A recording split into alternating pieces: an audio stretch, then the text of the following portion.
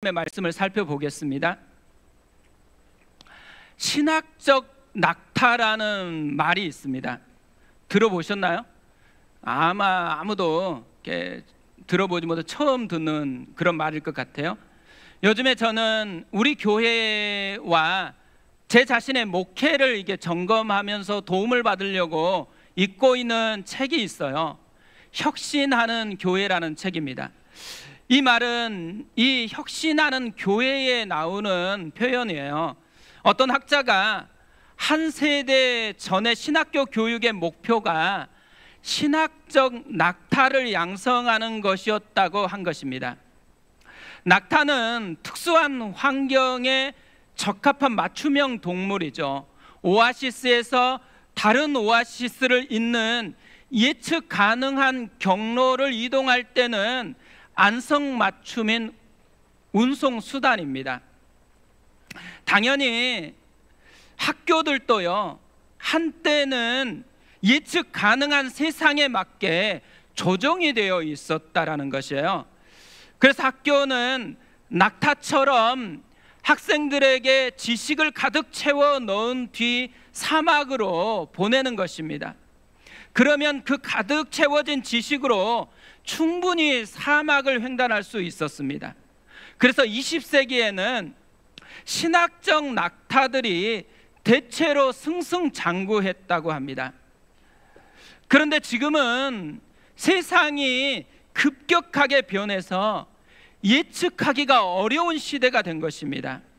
예전에 지식을 가지고 열심히 모래 언덕의 정상에 올라가 보았더니만 분명히 이전까지는 있었던 오아시스가 사라져버리고 사막이 더 넓혀져 있는 것입니다.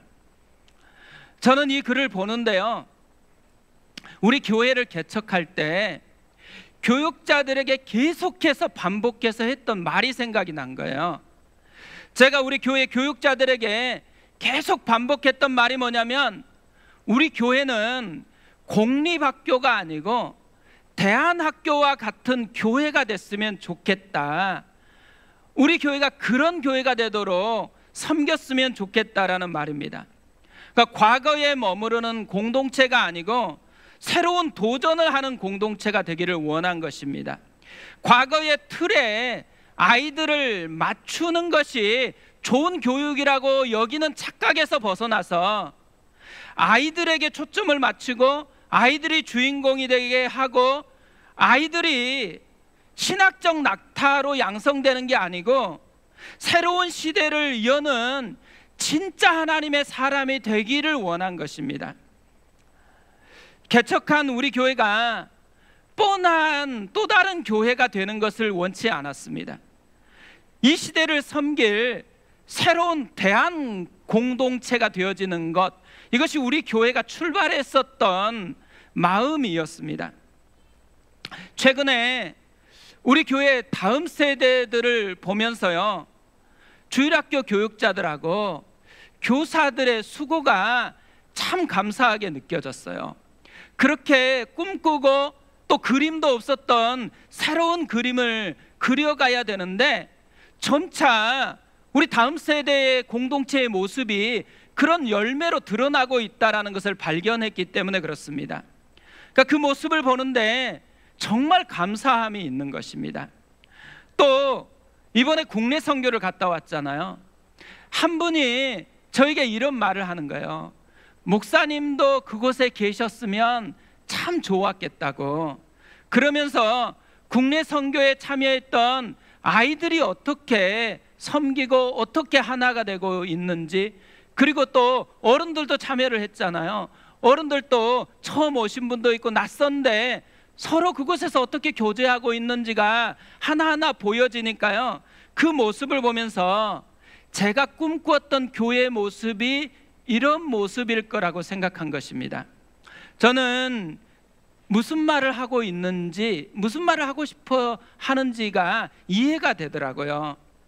우리가 지금까지는 적어도 멈춘 공동체가 아니고 전진하는 공동체였다라는 것이죠. 그리고 앞으로도요, 우리는 멈춘 공동체가 아니고 전진하는 공동체가 되어졌으면 좋겠습니다. 사도행전을 보면요, 초대 교회가 그런 공동체였습니다. 출발할 때 과거의 성전 모델에 머물려고 애쓴 것이 아니에요. 새로운 공동체로 나아갔습니다.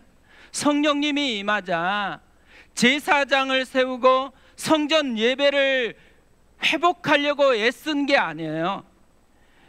예수 그리스도가 머리가 되신 새로운 교회 공동체를 만들어 나아갔다라는 거죠. 과거에 성전 모델에서 중요한 것은 제사장과 예배였어요. 그런데 초대교회에 중요한 것은 복음이었습니다. 그리고 그 복음을 경험하고 변화되고 그 복음을 누리면서 자기가 누리는 복음을 또다시 흘려보내는 사람들이었죠. 모일 때마다 이들은 예수는 그리스도라고 선포를 했습니다. 가는 곳마다 복음을 선포했어요. 예수의 십자가가 나의 십자가고 예수의 부활이 나의 부활이다라고 선포를 했습니다. 계속해서 복음이 외부로 흘러가는 그런 공동체였어요. 근데 시간이 흐르면서 변화가 생깁니다. 중심이 바뀌기 시작한 거예요. 복음을 선포하는 것에서 구제하는 것으로 중심이 바뀌어지기 시작했습니다.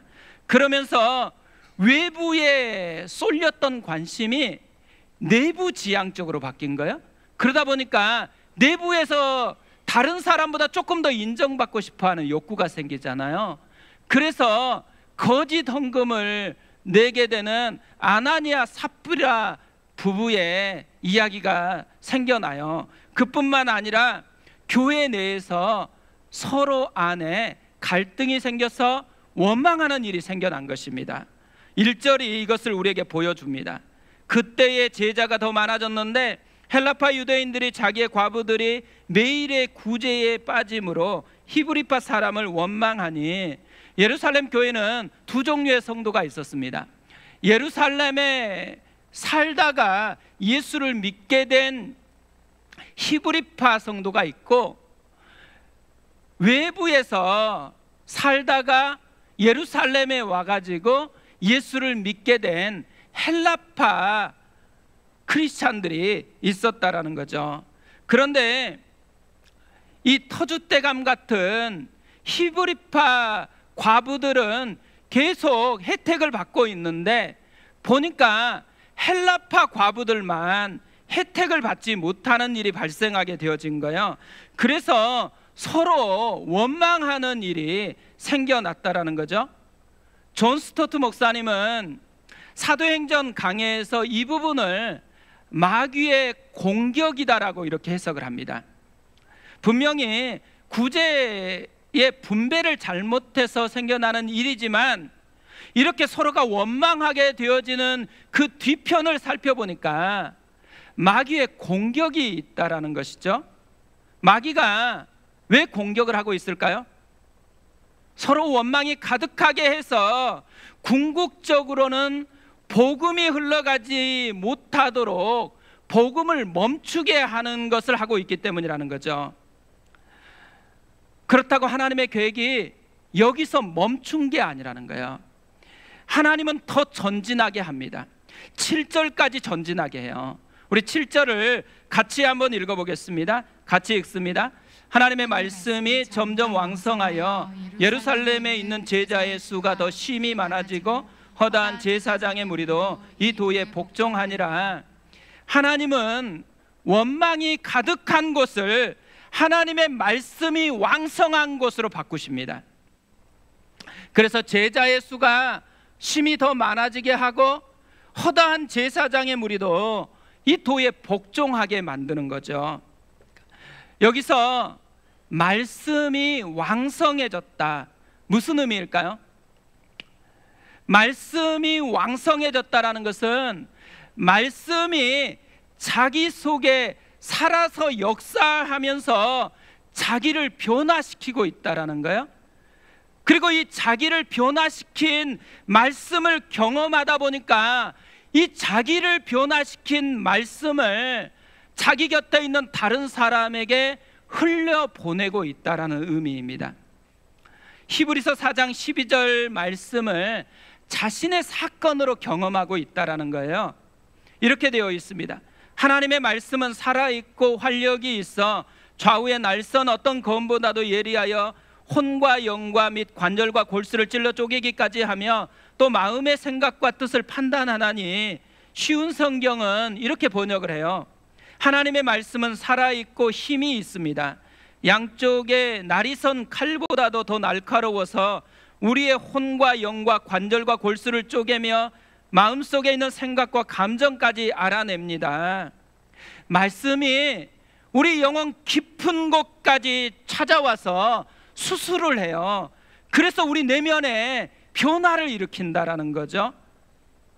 그래서 그냥 교인이 아니고 제자가 되게 해요.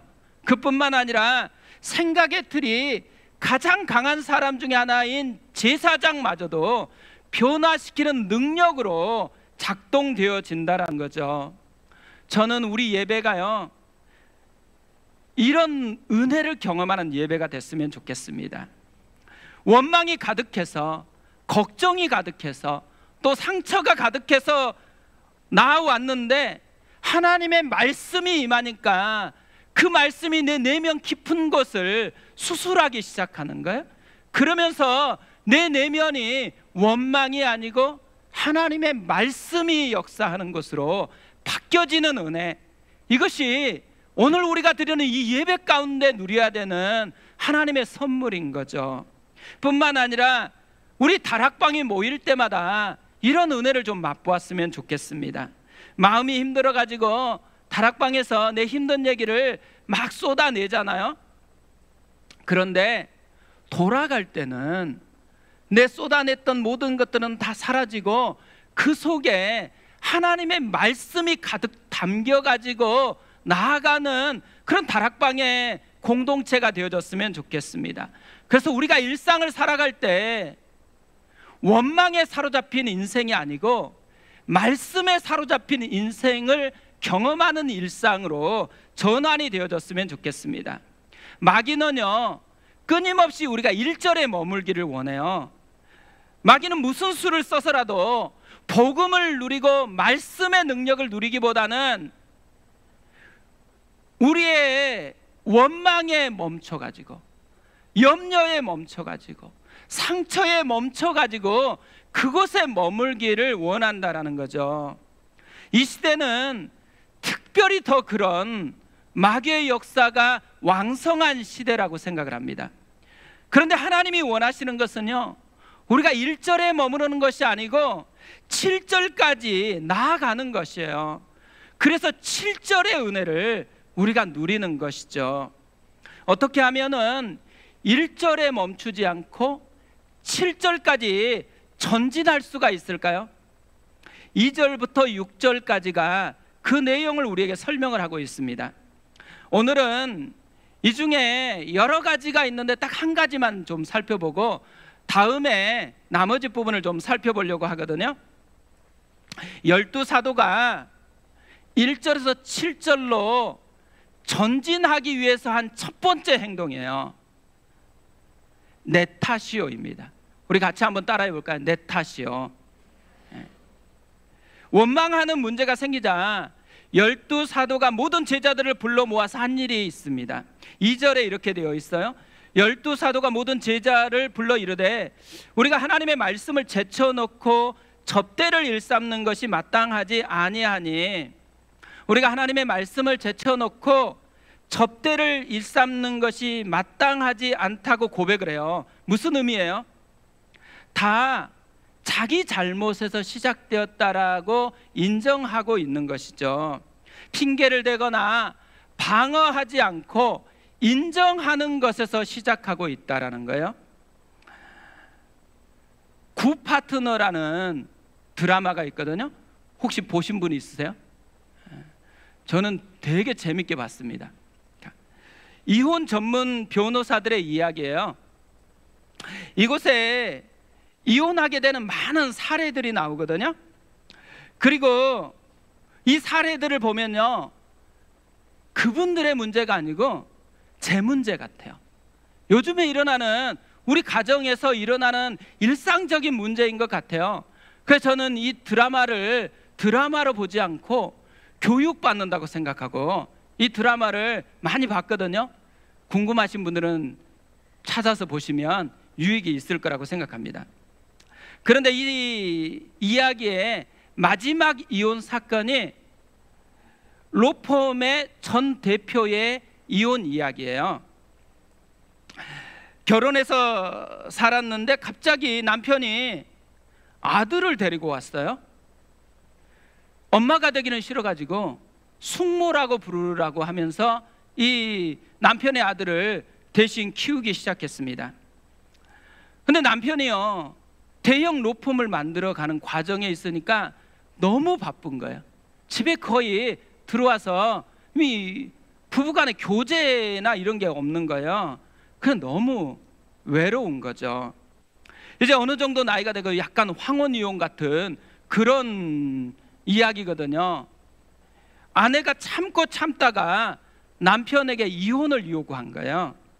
쌓인 상처로 인해서 마음이 상하니까 이혼을 하자라고 얘기했는데 또 상담을 이렇게 해서 보니까 이혼을 진짜 원하는 게 아니고 마음 깊이에는 좀 이 마음에 쌓여 있는 것들을 풀고 싶은, 그래서 회복하고 싶은 미련이 남아 있는 거예요.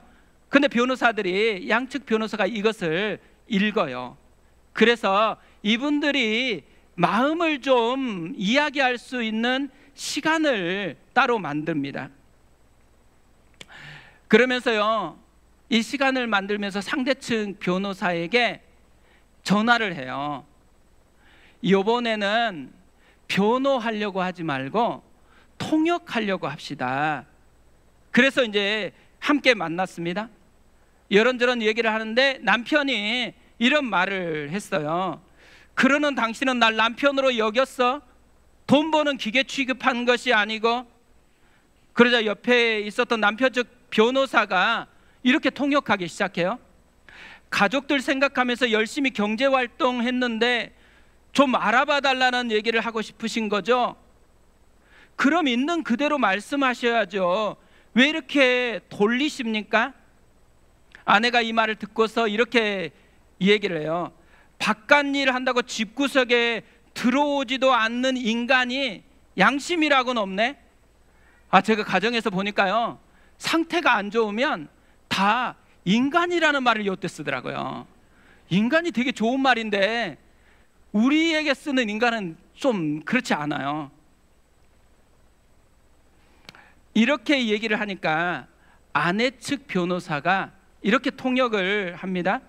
집에서 아이 키우고 살림만 하며 남편을 기다린 시간이 참 외롭고 힘들었다라는 말씀이십니다. 그러자 남편이 또 이런 말을 해요. 남의 새끼 키운 걸로 아주 평생 갑질을 하고. 그러자 이렇게 통역을 합니다. 박이현 씨가 갑이라고 여겨질 만큼 고맙고 미안했는데 평생 표현하지 못하신 것 같습니다. 그러자 아내가 열받아가지고 통역할 거면 제대로 하라고 하면서 이렇게 쏘아댔어요. 내 인생 다 내려놓고 가정 지키고 살림만 했는데 그게 갑질이라는데 그게 어딜 봐서 나한테 고맙고 미안하다라는 거예요. 갑은 이 사람이라고요. 그러자 변호사가 다시 이렇게 통역을 합니다. 서로에게 잘 보이고 칭찬받고 싶은 마음에 상대를 슈퍼 갑으로, 나를 슈퍼 을로 만드는 거, 그거 대부분의 부부 아닐까요? 저는 이 말이 되게 마음에 꽂히더라고요. 우리가 가정에서 보면 상처를 얘기하는 모든 분들의 특징이 이겁니다. 상대를 슈퍼 갑이고 나를 슈퍼 을로 만들어 놓고 내가 상처를 창조해내요. 이런 모습이 굉장히 많은 거죠. 그런데요, 이 말을 듣고서 남편이 비로소 깨달아요. 이 통역의 의미를 깨달아요. 그러면서 무릎을 꿇고 아내에게 내 탓이요 합니다. 그러자 아내가 펑펑 울면서 사납고 날카로웠던 목소리는 다 사라지고 다시 남편에게 와서 무릎을 꿇고 울면서 아니라 내 탓이요라고 그렇게 이야기하는 거예요. 저는 이 드라마 모습을 보면서 많은 생각을 하게 됐습니다. 가정이요, 원망해서 한 걸음도 나아가지 못하게 가정을 병들게 하는 것, 이거는 자기 방어 때문이라는 거예요. 다 힘든 가정을 보면 남 탓입니다. 당신 탓이고 환경 탓이고. 그런데요, 이런 가정인데도 불구하고 이런 가정을 놀랍게 변화시키는 마법의 언어가 있어요. 내 탓이요입니다. 가정에서는 어떤 의미에서는요, 변호가 필요한 게 아니더라고요. 통역이 더 많이 필요한 것이죠. 근데 저도 사실 결혼해서 통역을 굉장히 많이 경험했어요. 제가 경험한 통역은 대부분 신방 가운데 일어났습니다. 신방을 가서 봤는데 아내가 남편에 대해서 막 쏟아부으면서 곧 이혼할 것처럼 얘기하는데요, 그 남편보다 제가 훨씬 아내에게 심하게 하고 있는 거예요.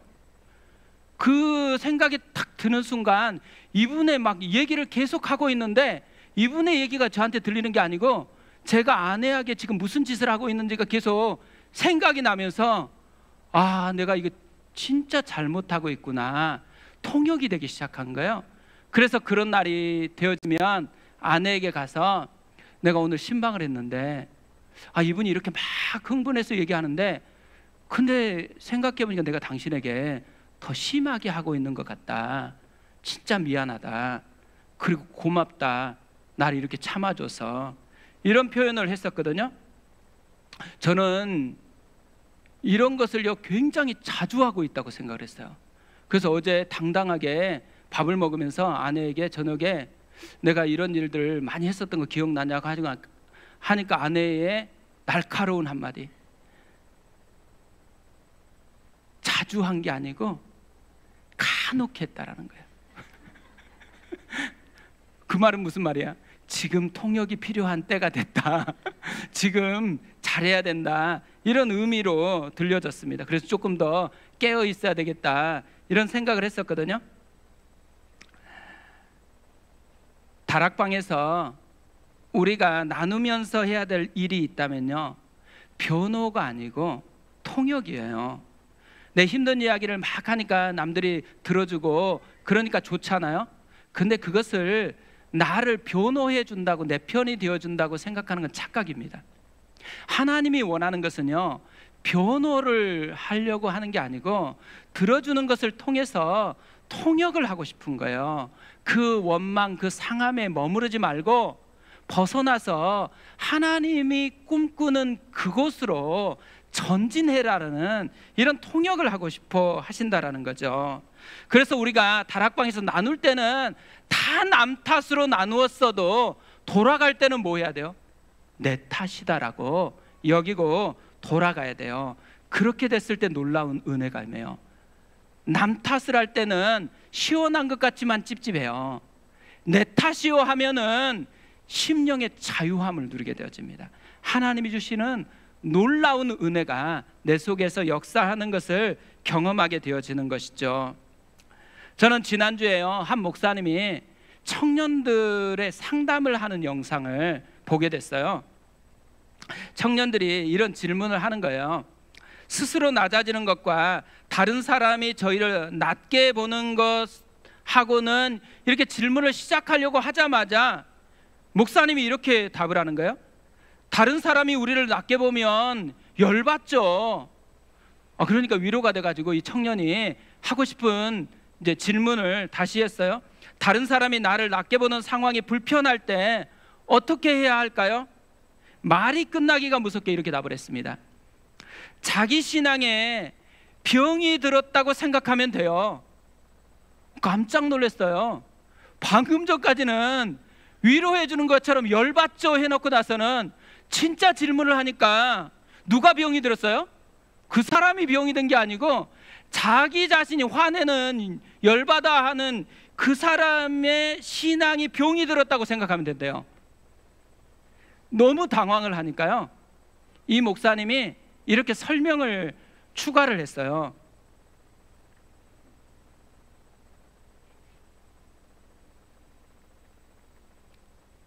낮은 자리로 갔을 때는 그런 수모와 아픔이 당연히 발생할 수밖에 없어요. 다 우리의 본능과 우리의 존재 자체가 다른 사람 위에서 군림하기를 좋아하지, 그 사람 아래에서 그 사람을 섬기는 역할을 부여받은 것을 즐거워하는 사람은 없어요. 하나님께서 우리로 하여금 낮은 곳으로 가라고 말씀하셨으니, 낮은 곳으로 갔을 때 발생되어지는 내가 수용하기 어려운 감정, 삶의 현실, 이런 것도 자원하는 마음으로 잘 수용하는 것이 신자됨의 자세라고 생각돼요. 맞는 말이죠.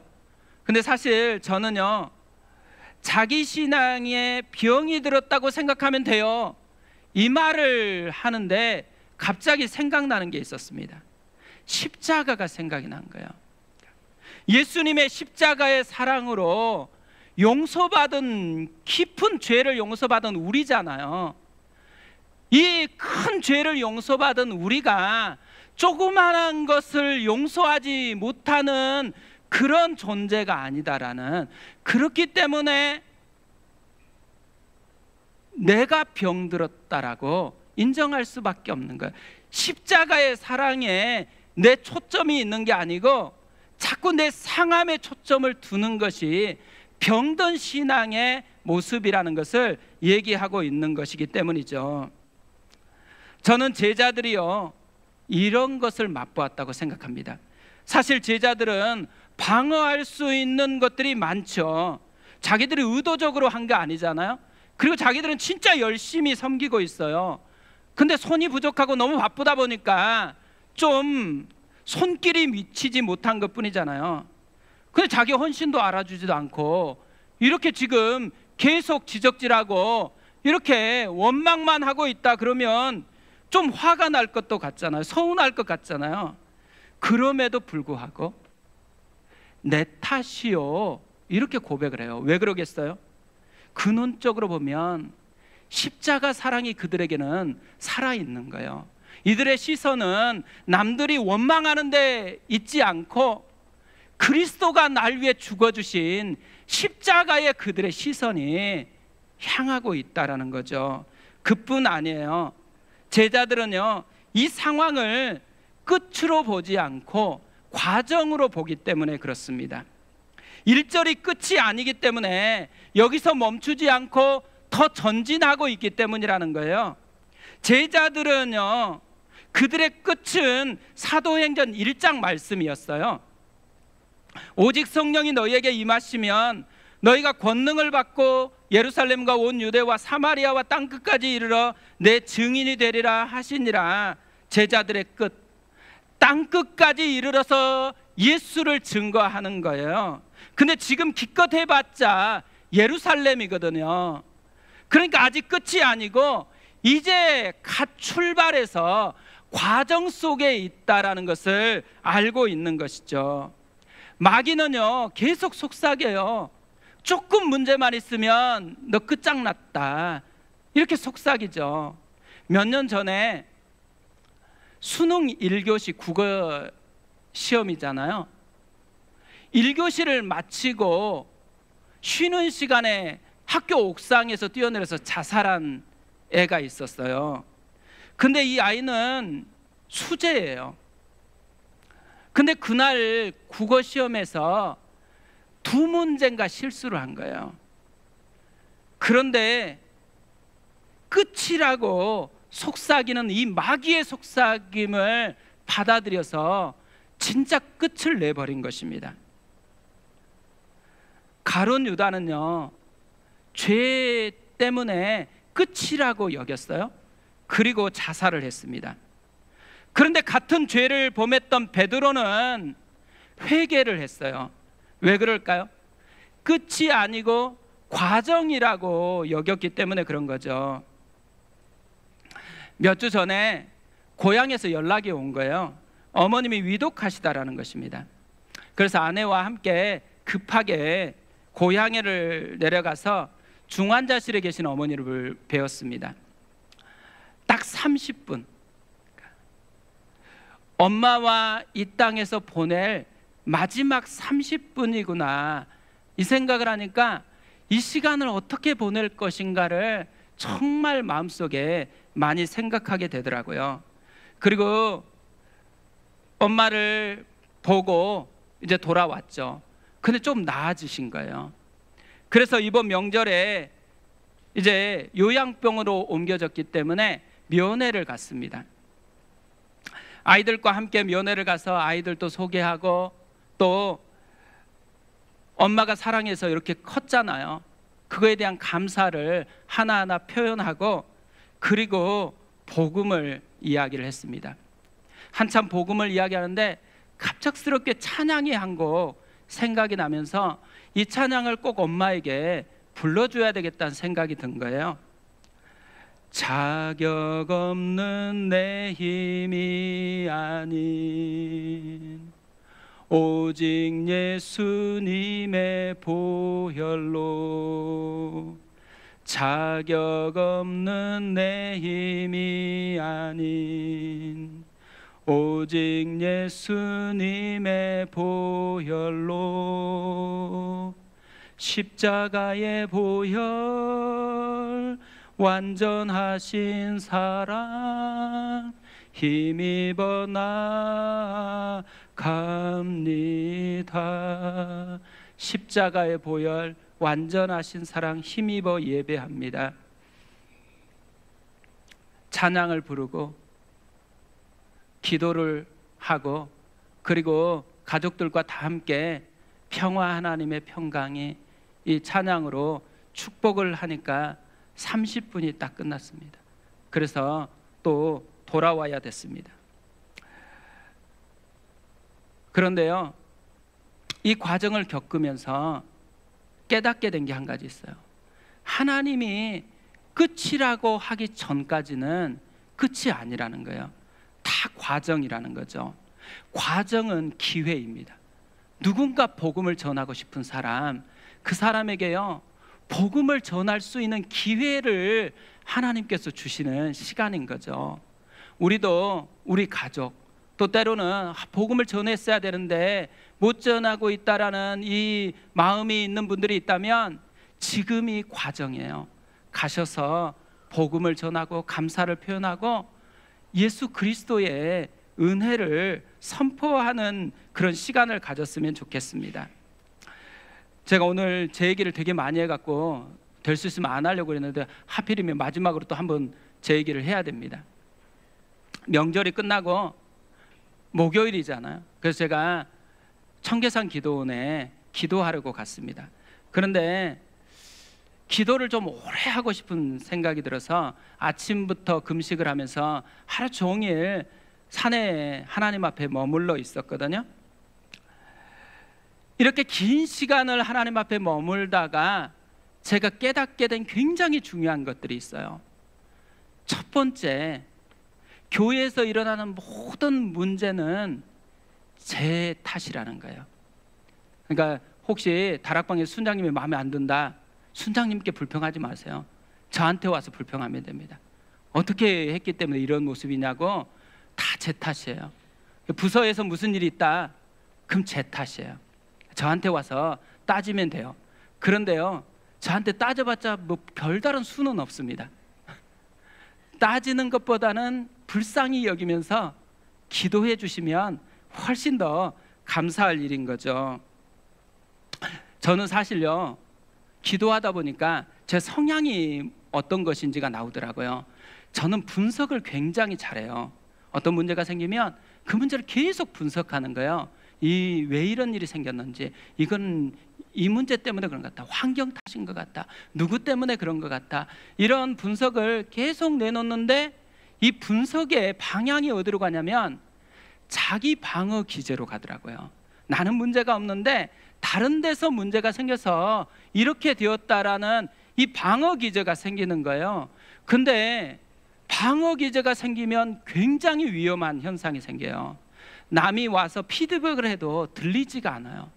그 피드백이 그대로 들리지 않고 자꾸 왜곡돼서 들리는 이런 문제가 생겨나는 것이죠. 그러면서 하나님께서 멈추지 않고 전진하려고 하면은 제가 진짜 변해야 될 것 한 가지가 방어 기제가 아니고 네타시오를 깨닫는 거라는 것을 깊이 알려주셨습니다. 그러면서 또 한 가지 알려주신 게 있어요. 그거는 뭐냐면 우리는 오늘을 산다라는 거예요. 지금 어제를 사는 분 이곳에 없습니다. 내일을 사는 분도 이곳에 없어요.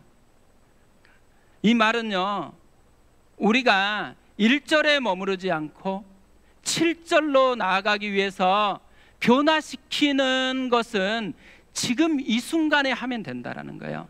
오늘 내가 변화를 추구하면 그 오늘의 결단과 오늘의 변화가 나의 미래의 열매를 가져온다라는 것이죠. 이게 너무 감사하더라고요. 우리는 대부분은요, 과거에 매여 있을 때 많아요. 그 옛날 그것 때문에 발목이 붙잡혀가지고 그곳에서 벗어나질 못해요. 또 어떤 분은 미래가 두려워가지고 미래의 염려를 지금 해요. 그런데 우리가 할 것은 오늘을 변화시키는 거예요. 오늘 원망에 붙들려 있거나 염려에 붙들려 있다면은 말씀에 다시 붙잡힌 바 되는 은혜를 구하는 것입니다. 그래서 우리 심령 속에 지금 말씀이 내 안에 채워져서 말씀이 나를 끌고 가게 하는 그 사람이 되어지는 은혜, 그러면 나도 변화되고 우리 가정도 변화되는 열매를 누리게 되어질 것입니다. 그 은혜가 우리에게 있었으면 좋겠습니다. 우리 찬양하고 기도하겠는데요, 오늘 찬양은 부흥이라는 찬양입니다. 이 말씀을 준비하면서 꼭 이 찬양을 부르고 싶었거든요. 이 가사 하나하나가 내 심령 안에 살아났으면 좋겠고요, 그리고 이런 시대일수록 진짜 사모해야 될 게 내 힘으로 변화시키는 게 아니고 성령이 나를 변화시키는 부흥을 꿈꾸는 거라고 생각합니다. 그 마음을 담아서 우리 찬양하겠습니다.